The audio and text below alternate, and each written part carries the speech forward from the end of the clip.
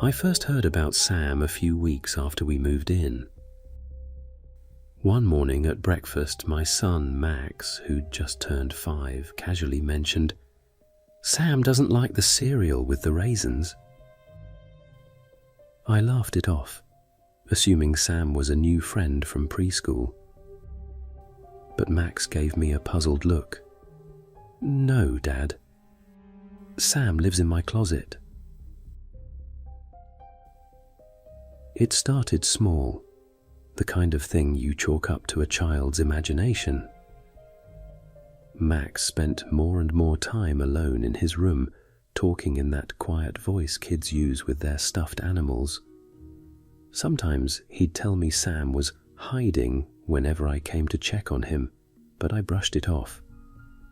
Kids have imaginary friends all the time, I told myself. It was a new house, new surroundings. Maybe Sam was his way of coping with the change. But then there were the toys. I'd tuck Max into bed each night, making sure his toys were put away. But each morning, I'd find his little action figures lined up in front of his closet door, facing it like they were standing guard. "Max, why are your toys out again?" I asked one morning, hoping he wasn't sleepwalking. "Sam likes them to keep him company," he said simply. That's when the unease started. A quiet itch at the back of my mind. I didn't want to shut down his imagination, so I played along, hoping he'd move on to something else. But the more I asked, the more real Sam seemed to become. One night, as I tucked Max in, he looked up at me with those big, serious eyes kids get when they're about to tell you something important. "Dad, Sam used to live here," he said. "Oh?" I kept my tone light. "How do you know that?" "He told me. He says he's sad because he can't play outside anymore." A chill crept up my spine. Why can't he go outside? Max shrugged. "He says he doesn't like it when people know he's here." After that, Max's friendship with Sam took on a strange intensity. He'd talk to Sam every morning and insist on saying goodnight to him before bed. I noticed Max eating less, his attention often wandering, and he'd stare at the closet like he was listening to something I couldn't hear. One evening, I overheard Max whispering softly. It didn't sound like he was talking to himself. It sounded like he was answering someone. I peeked into his room. He was sitting on the floor, facing the closet, head tilted, as if listening closely. "Max," I called, trying to keep my voice casual. He whipped around, startled. "Dad, don't interrupt. Sam doesn't like it when grown-ups interrupt." That night, I lay in bed, every little creak in the house setting my nerves on edge. I kept thinking about Max alone in his room, whispering to a friend only he could see. The days went by, and things only got stranger. Max was adamant about setting out a plate of food at dinner time. For Sam, he said. He even wanted me to leave a spot for Sam on the couch when we watched movies. One evening, I decided it was time to draw the line. "Max, I think maybe you and Sam have been spending a bit too much time together. Why don't you come sit with me in the kitchen while I clean up?" Max just looked at me, his face serious. "Sam doesn't like being left alone." Then he glanced toward the dark hallway as if Sam was standing there just out of sight. That was the moment my unease turned to real fear. I knew I had to do something before this Sam became more than just a game to Max. The next morning, I waited until Max was outside, then went up to his room. The closet door was slightly open, and I felt a strange pull to look inside. It was just a typical closet with shelves on one side and Max's clothes hanging on the other. But as I stood there, the air felt heavier, almost thick. I tried to shake it off, but something about that little space unsettled me deeply. I decided to try again that night to talk to Max about Sam. As I tucked him in, I spoke gently. "Max, I think it's time we said goodbye to Sam. He's just make-believe after all." Max's face fell. "No, Dad, he's not make-believe. He's real. He told me he used to live here." "Sweetie, how would he know that?" Max hesitated, then leaned in close and whispered, "He says he knows about the crawl space up in the attic and the small room behind the hidden door under the basement stairs." A chill shot down my spine. Max had never been up in the attic, and he'd definitely never seen that hidden door or room in the basement. When I asked how he knew, he just shrugged and pulled the blankets up to his chin. That night, I lay in bed, too tense to sleep. I kept replaying Max's words, trying to make sense of them. Secret places in the house, how could he know? And then I heard it, a faint, muffled sound from Max's room. It was whispering. I sat up, heart pounding, straining to listen. I could just barely make out Max's voice, but it sounded different. He was answering someone. I couldn't catch the words, but it was like he was responding to a voice I couldn't hear. Swallowing my fear, I crept down the hallway and opened his door. Max was sitting up in bed, facing the closet. "Max?" I whispered. He didn't answer. He just stared at the closet like he was listening to something only he could hear.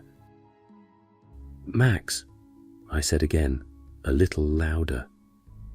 He turned around, his eyes wide and glassy. "He wants you to say goodnight to him," Max said softly. "He says he doesn't like it when adults ignore him." I took a shaky breath and stepped closer to the closet. "Good night, Sam," I whispered. And as I turned to leave, I could have sworn I heard something. A faint, dry whisper from inside the closet. "Good night." After that night, I couldn't shake the feeling that something was very wrong.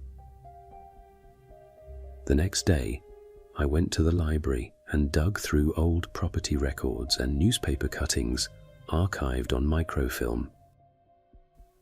Most of the property history was routine information about previous owners, but in one faded newspaper entry, I stumbled upon a name: Sam Reynolds. Apparently, a boy named Sam had lived in our house in the 1960s. He'd vanished at age 10, disappearing one night from his bedroom closet, never to be seen again. I closed the file, my hands shaking. It was really starting to look like Max's friend Sam wasn't just imaginary. He was a memory, a lingering presence. Someone who'd disappeared from this house years before we'd ever set foot in it. That night, I checked in on Max.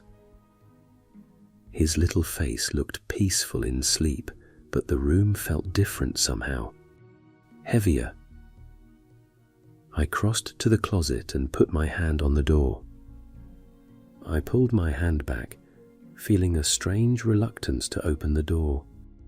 Instead, I left the room quietly. Sleep didn't come easily that night.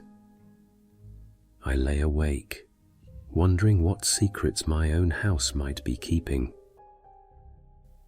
The next morning, Max appeared in the doorway, his expression serious. "Sam told me he's going to teach me something new," he said. I forced a smile. "Oh? What's that?" "He wants to teach me hide and seek." My stomach dropped. "Hide and seek?" I repeated, forcing myself to sound calm. Max nodded, his face blank.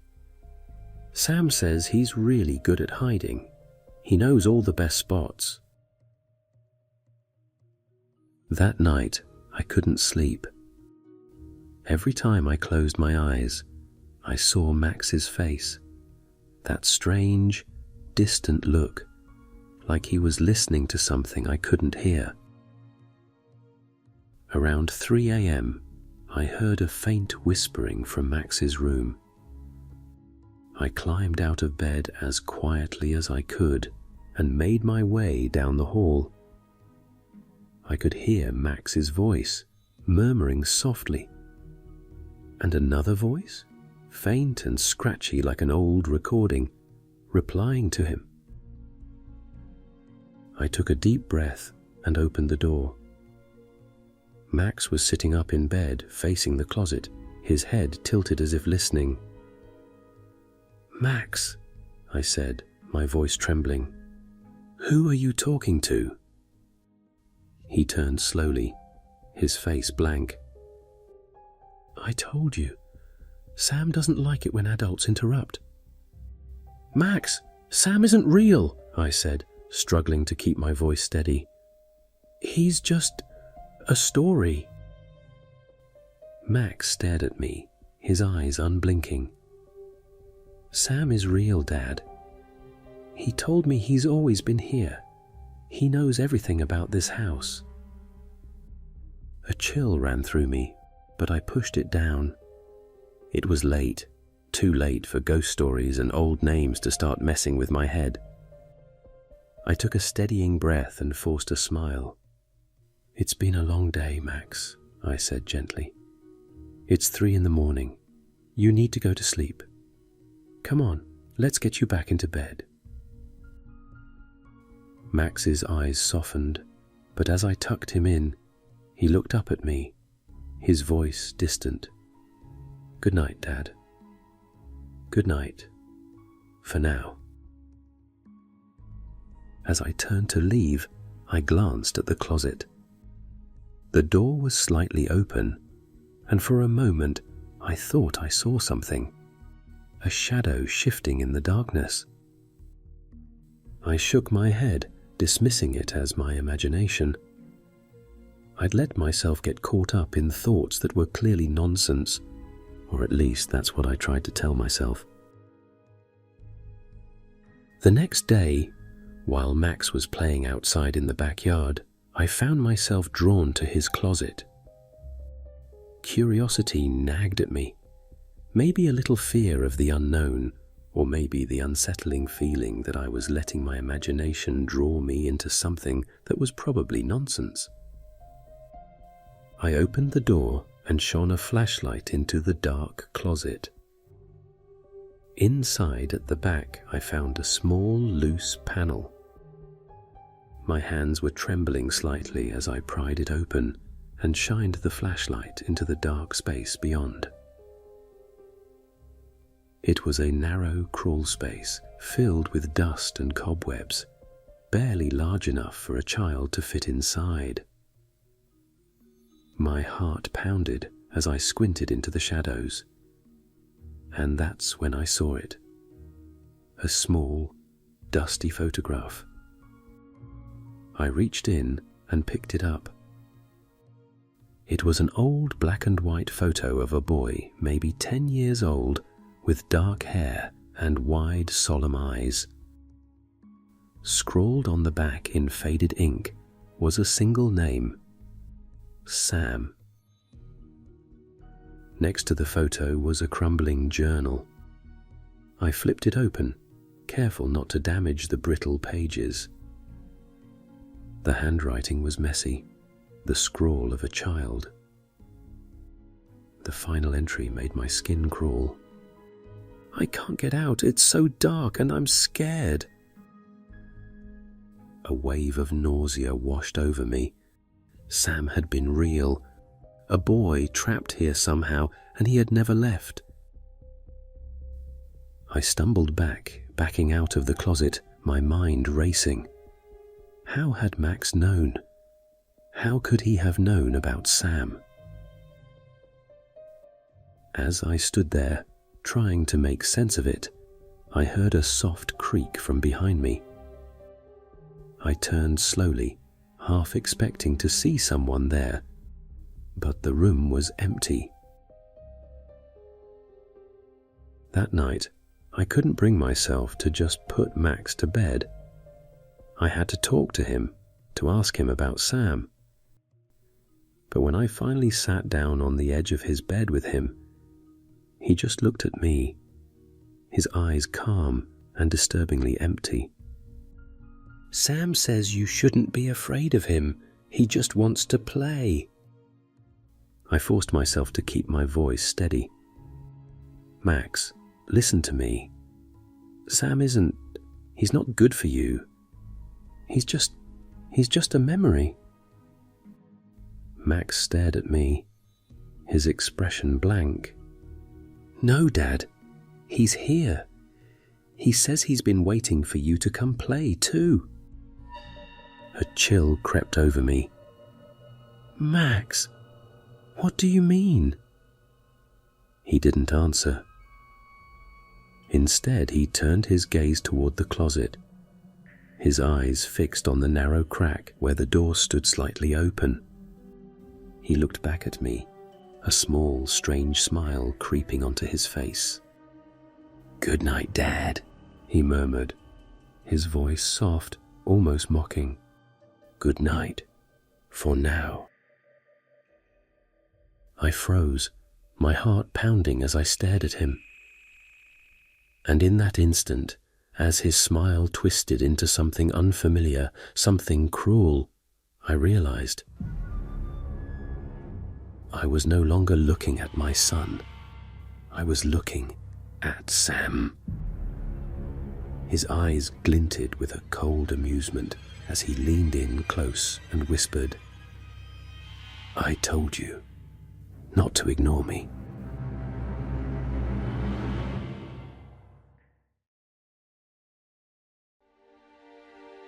Thanks for watching. If you enjoyed the story, please do subscribe. It's so important to enable me to create more of these original stories. I release a brand new story every Friday, and all of my stories are exclusive to Night Tales Creepypasta. Also, check out my Patreon for ad-free episodes and early access. Night Tales Creepypasta is also a podcast, and you can find it on Spotify, Amazon, Apple Music, and all major podcast platforms. See you next time.